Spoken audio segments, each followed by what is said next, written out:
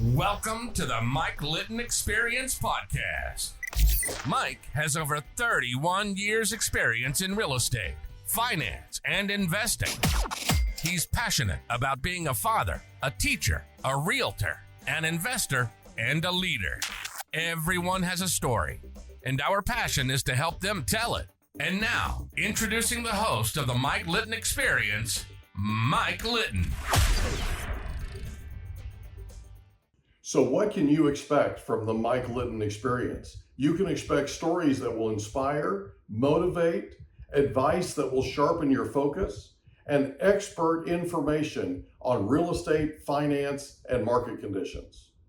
Yeah, but I think that in sales, at least for me, I had this impression that all salesmen were the same, Right.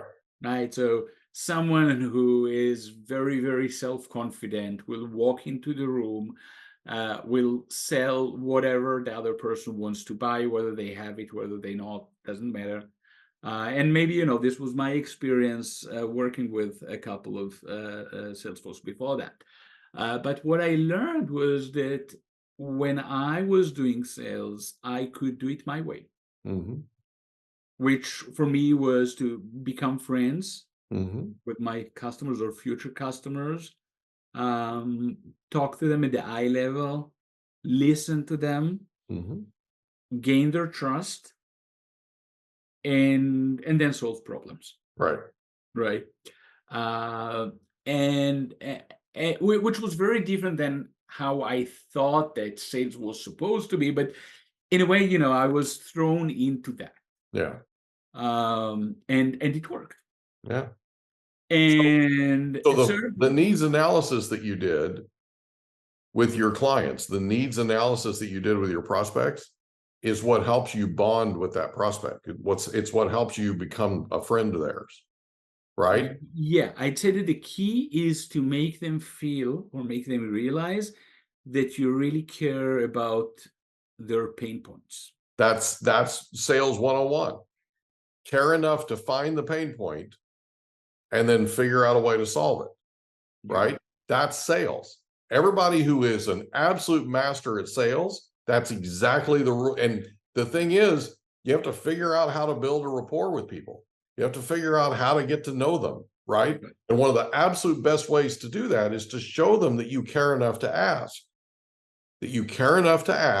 and find their pain point. So you ask enough to find that pain point, that connects you, and that's a connection that'll never leave.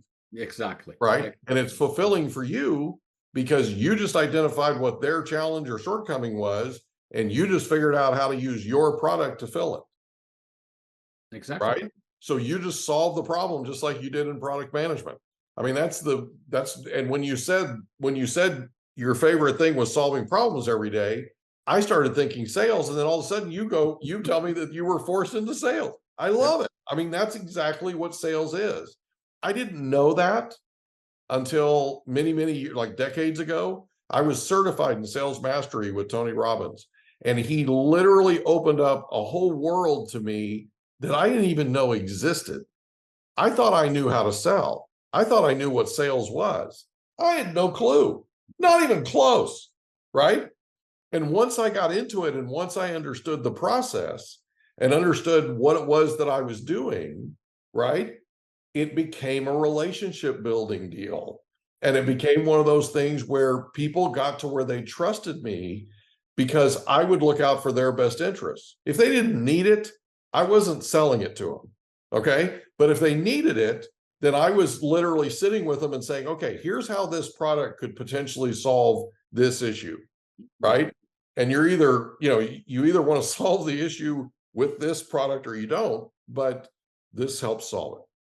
Right. Yeah, the first thing is to gain their trust before you try to sell anything. Yeah. And it's fulfilling, right? It's something that you never, at least me, I never thought I would feel that way. I never thought that it would be fulfilling for me. And it's incredibly fulfilling, So anyway, yeah, I totally agree. I totally get where you're coming from.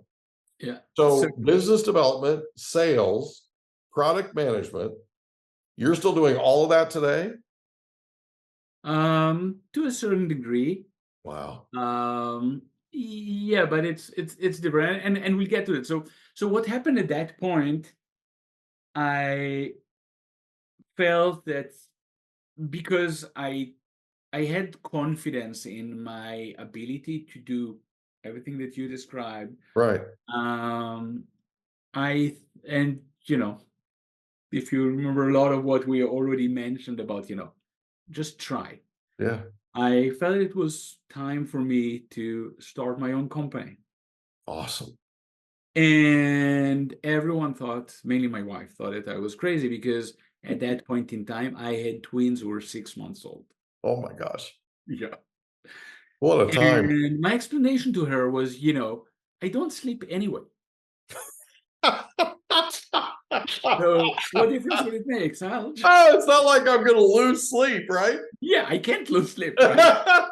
I love this rationale. This is working for me. Yeah, I'm not. I don't think that she was very happy, but anyway. So She's wanting to have you examined, right? and she's laughing that the only thing that I have only one is wife. Yeah. Because she was like, you even have twins. You Yeah. always have two jobs. It keeps me busy. Why not? Yeah. Why not? So with that, I started my first company, and my idea back then was, again, it was 2003. Yeah. We already have phones, which were later called feature phones. Back then, these were mobile phones. Right. Really basic, no Android, no iPhone, no hardly any touchscreens. And I was thinking that, it doesn't make sense that we keep on carrying our phones with us, and all we do is we call, we text, we play games. Mm-hmm. That was about it. Mm-hmm. Right? Yeah. So that what I wanted to do was to develop all sorts of applications that would help us. Yeah. Such as the first application that we developed back then, and I know that now it sounds so naive, but back then we didn't have that. So I developed a shopping list app. So that you don't need to take a piece of paper and write down what you want to buy. Mm-hmm. Or we developed all sorts of useful calculators. Again, now it's all trivial. We have all of that, but back Right. then it was innovative. And what was interesting was that no one wanted to buy it. Interesting. There were some early adopters, but most people were still using their phones beyond, calling and texting for games. So we pivoted, and we started to we worked with developers across the world and with mobile carriers in other geographies, and basically did what was known as publishing. Right.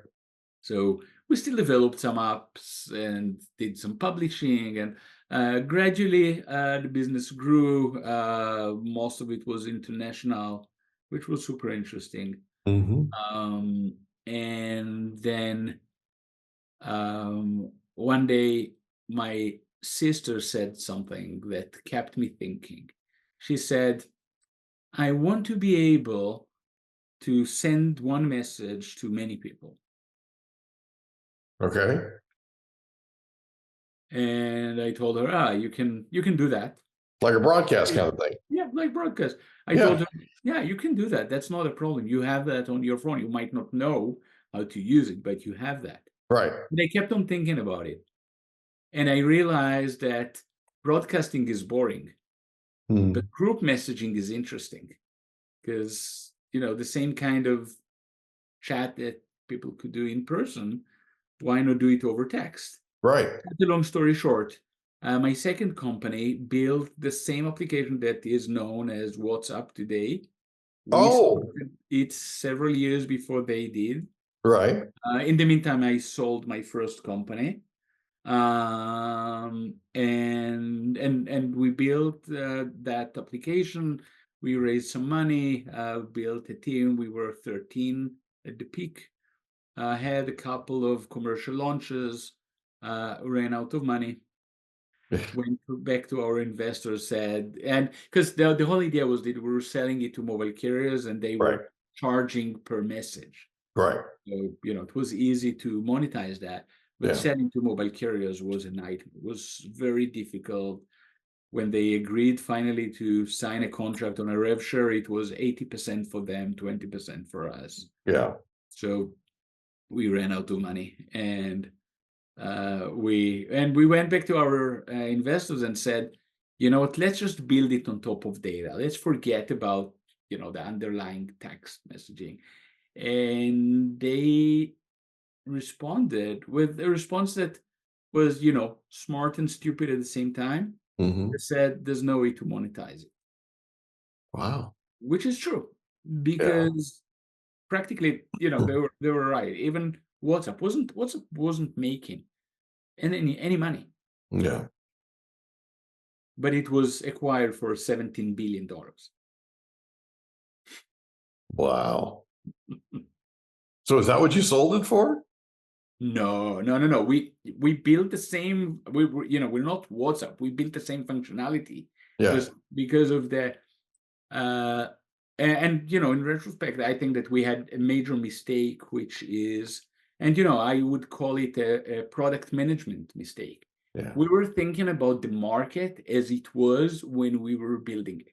Instead of Should have thought pretending. about the market 4 or 5 years into the future, because this is the market that we will hit Yeah. when we roll it out. This is Right. what made the difference between us running out of money and WhatsApp becoming what it is. Yeah. Wow. But it was a very interesting lesson, Yeah. very important lesson. You learned a lot. Yeah, Yeah. for sure. Yeah. So when does giftcrowd.com get started?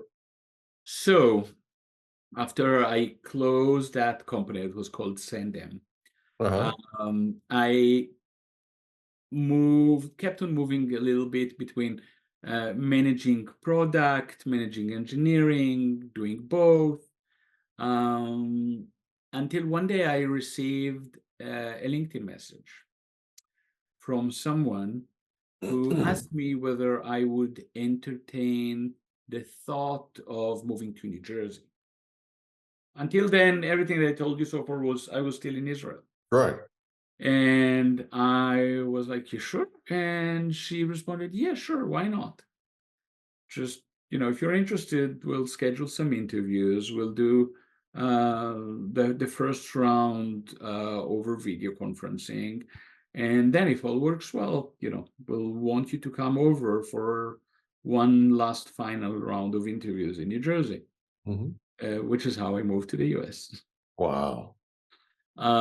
So I moved to New Jersey. It was 2012.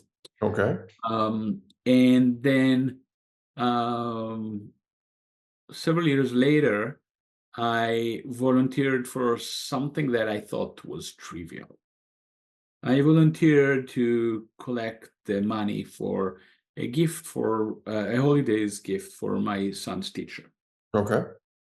I thought that I'll send a couple of emails. Everyone will send me money. Back then, sending money was, please put the money in an envelope, give it to your daughter, ask her to give it to my son. Yeah. I will collect the money and I'll purchase something. Right. But it turned out to be a very time-consuming task. So I sent an email. No, Let me ask, why was it so time consuming? I think I know, but I'm just curious. Because I sent an email, no one responded. I sent another one, I got few responses, and it was like pulling teeth. Yeah. And being in technology my whole life, I was okay, I'll find some online solution for that. Right. And I couldn't find anything. And I asked friends and I said, okay, how do you do that? Mhm. When you, and everyone was like, oh, That's a tough one. Mm-hmm. It takes a lot of effort to collect money. Yes, it does. And by the way, the worst part was that once I finally collected what I thought was all the money, I Mm-hmm. went to a CVS down the road, and because I had no idea what to buy and I was exhausted by then, Right. I just said, okay, I'll get a gift card. All this pulling teeth will wear you out. Yeah. And then what was the next thing that happened?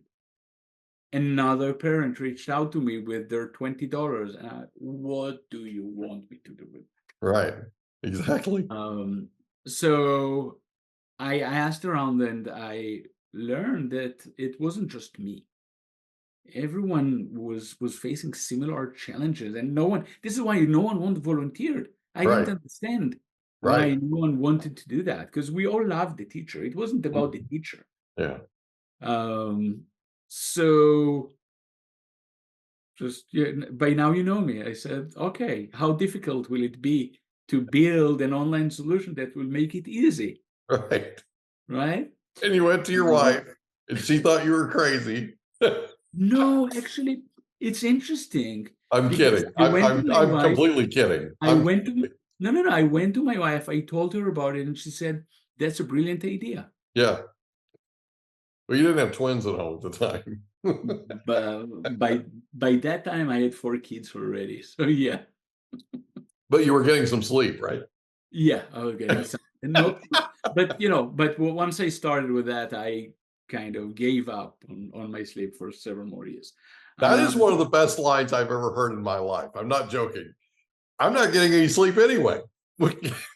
Yeah. Right? How much worse can it be? What's the harm? So this is how gift card started. So I was frustrated because I had a personal pain. Yeah. I heard from others that it wasn't just me. Yeah. And the other part of me was, okay, how difficult will it be to build something? So we built the first version, and my thinking was still this kind of the class mom or class dad that want to collect money from 20 parents. Yeah. And this was the first version. But what happened was that someone in my town heard about it, and they approached me and said, we are the parent-teacher organization at the school. Right. You are solving a problem that we have multiplied by 70 teachers and staff members, and we have it twice a year. Help us out. Yeah. Can you? And honestly, the version that we had back then was not built for that. Yeah. But I was, yeah, sure. We'll make it work. Right. How difficult can it be? We have 2 weeks. Sure. Yeah. No problem. No problem. Yeah. So we made it work somehow. Yeah. And this is how we actually realized it. I'm not going to lie. I'm not going to say that all of that was intentional, because it was not. Right. But through that, we actually stumbled upon this use case of parent-teacher organizations around the country. There are roughly 85,000 of them. Yeah.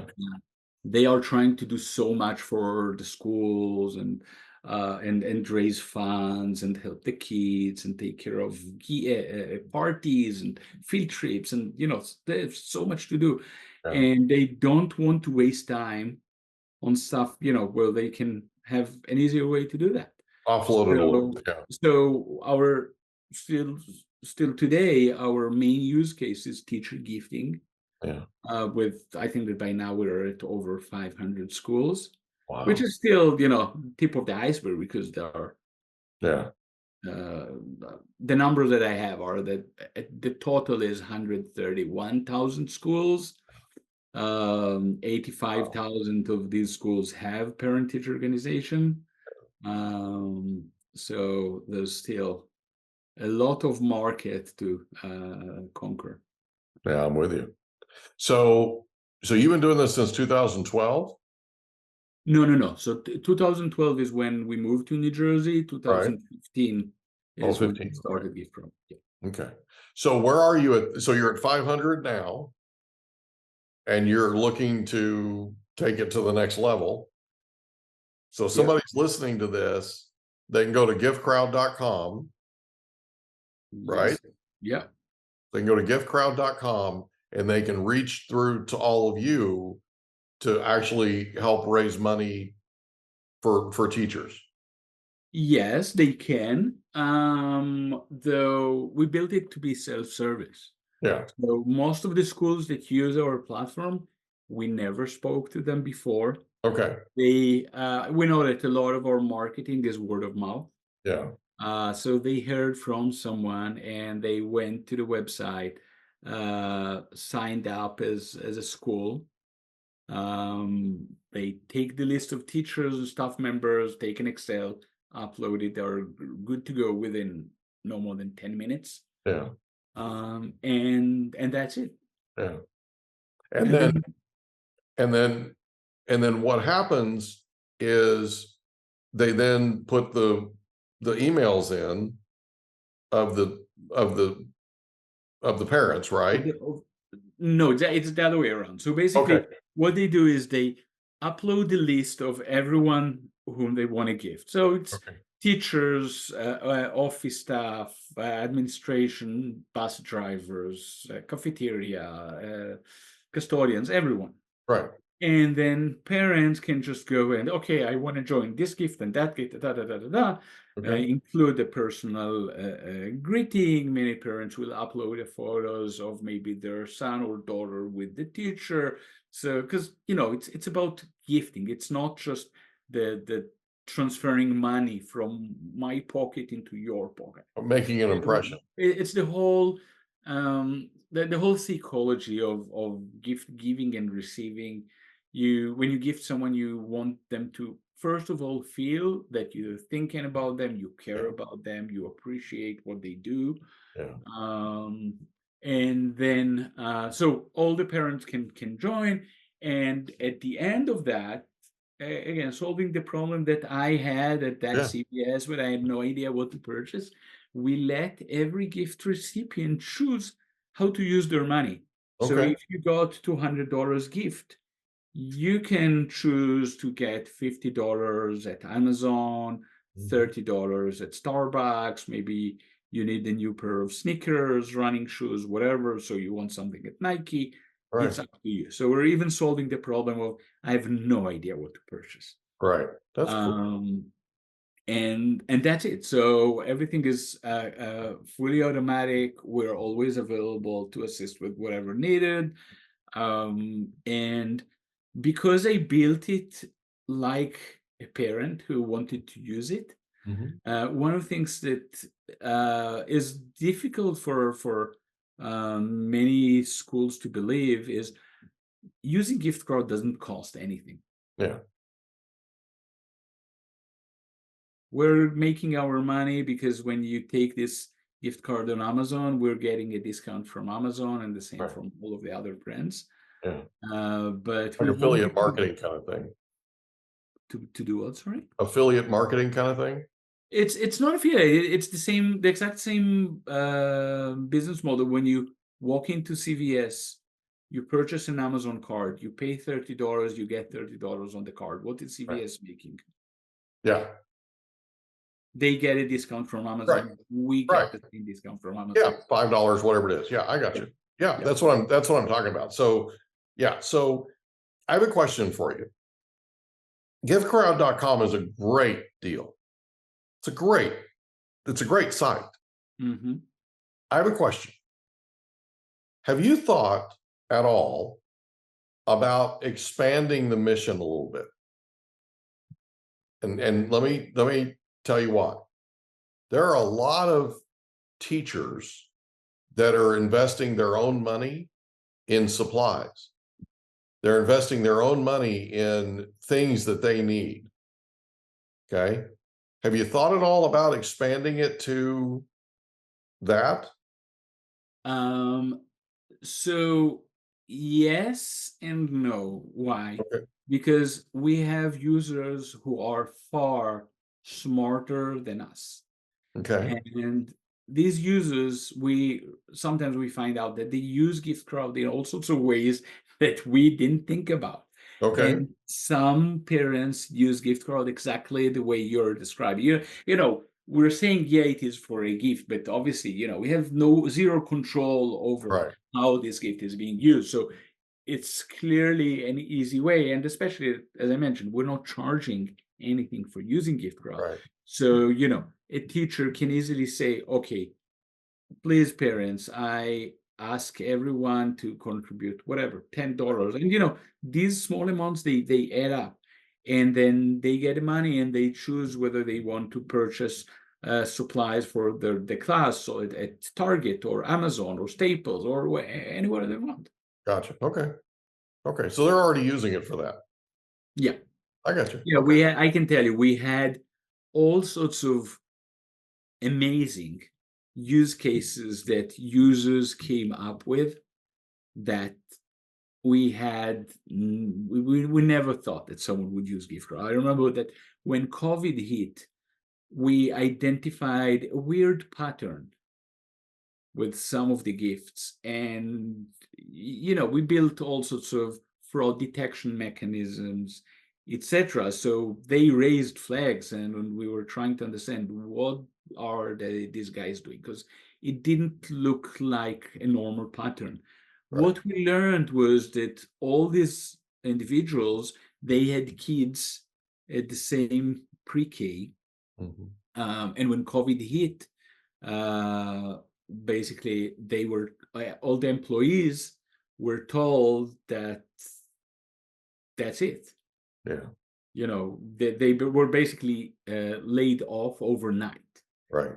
So the parents felt that they had to still support those individuals because they were left without any income.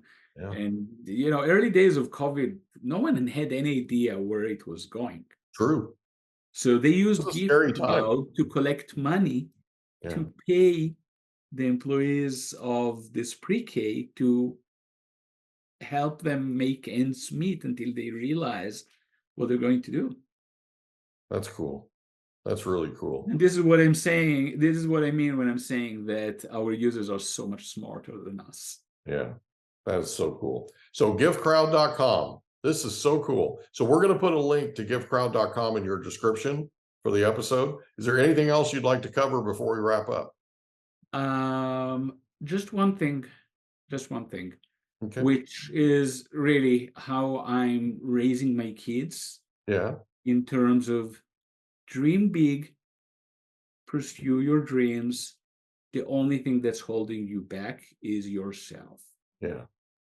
That's it. Worst case, you will fail. Yeah. If you don't try, you will never succeed anyway, right? Yeah, that's true. Yeah, so it sounds kind of bombastic, but I truly believe in that. Well, you either succeed or you learn. That's it. Yeah. You either succeed or you learn, right? And one of the things that I've learned from Tony Robbins, and I know I'm a big Tony Robbins fan and all that, but one of the things I learned from him is you learn a lot more when you lose. Oh, yeah. Than you ever do when you succeed. When you succeed, you party, right? When you lose, you ponder, right? And you figure out a different way. You figure out a better way. Exactly. It's human nature, and that's a very cool thing. Yeah. I cannot thank you enough for being our guest on the Mike Litton Experience. This has been really Thanks for having me, Mike. And I'm so proud of you. I really am. What you've created and what you're doing is really cool. I cannot thank you enough for your time with us. I thoroughly enjoyed every minute. Same here. Thanks, buddy. Thanks, Mike. Bye. We hope you enjoyed another episode of the Mike Litton Experience. If you did, do us a favor, smash that subscribe button, tell your friends, family, and coworkers about our program, and wherever you get your podcasts, please leave us a rating. It helps us to connect with quality people just like you. And that's a wrap. Another episode of the Mike Litton Experience in the books. Reach out to Mike on Instagram at Litton Realty. Want to meet with Mike? Check out calendly.com/Rio760.